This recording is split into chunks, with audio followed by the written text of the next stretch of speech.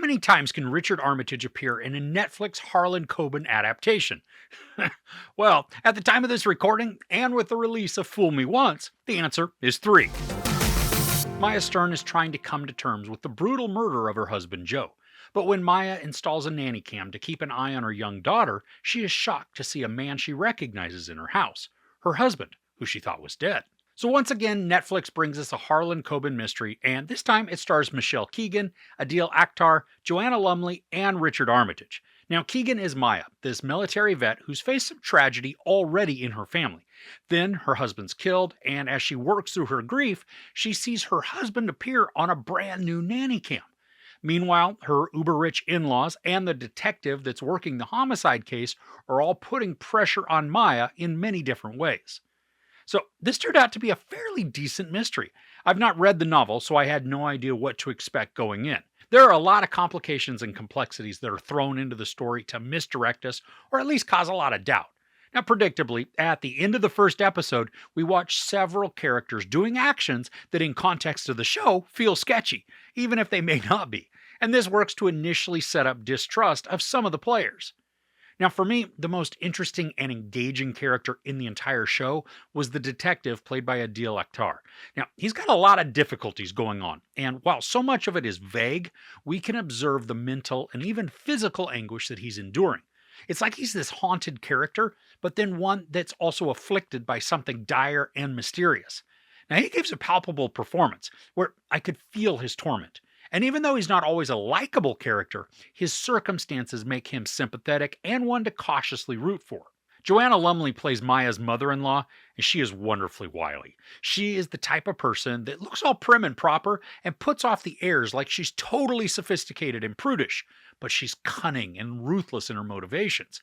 And she's the type to pour on all sorts of sugary compliments onto Maya, but we know that they're laced with poisonous contempt and disdain.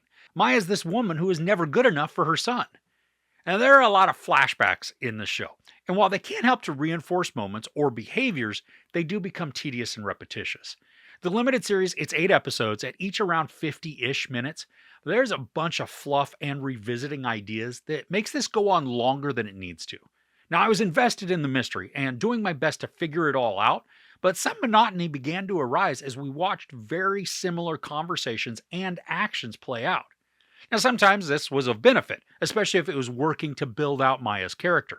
And because of the trauma she's experienced, both in the war and with her husband dying, she's got PTSD that drastically affects her. And this also works to just set up a bit of an unreliable narrator sort of presentation. Do her memories begin to confuse her reality? And I like what that does for the character. But when we see repeated imagery and some circular conversations, that does become tedious for the storytelling. Now, one aspect of the story that I'm still not sure how I completely feel about it is with Akhtar's partner, who's played by Dino Fetcher. Now, he's this charismatic and nice guy, but the story continually gives him cheesy jokes, making him seem more dumb than he really is. I mean, he's intuitive and empathetic, but also very inquisitive and bright. And so it was an odd choice to make him seem more like the fool. Now, maybe it was for some levity to break tension. It didn't work, though. The dialogue that he had made him bumbling and childish, even if part of the goal was to make him appear just kind of nervous to work with his new partner. I didn't need or want him to be some straight-laced and ultra-serious stoic character, but the way he's presented, it's often clumsy and contradictive to the intelligence that we see him possess. Now, from a technical perspective, the series looks great. It has a very British feel, especially with the character framings within conversations.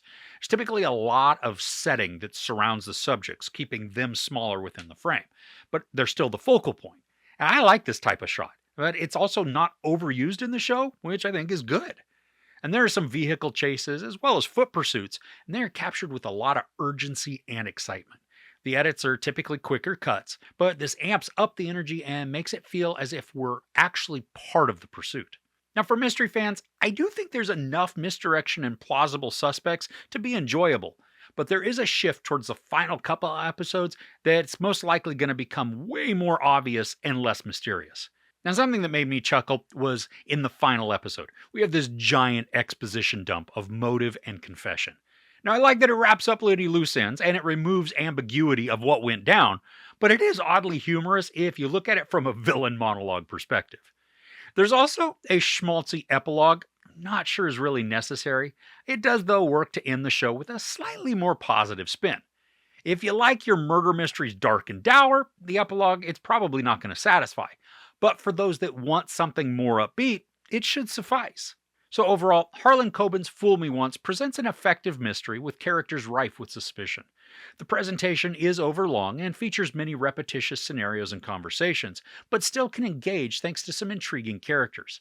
Adil Akhtar shines as a tormented detective, and Joanna Lumley exudes poison-laced charm. The resolution may be more predictable than the story desires, but the twisting plot to get there makes for a satisfying binge. There's no sex or nudity, a lot of profanity, and a bunch of brutal violence. I give Fool Me Once 3.5 out of 5 couches. So, what's a Harlan Coben mystery that you would like to see adapted into a limited series? Let me know in the comments below. If you enjoyed this review, please give it a like. Also, don't forget to share and subscribe. I'm Chris. This is Movies and Munchies. Thanks for couching with me.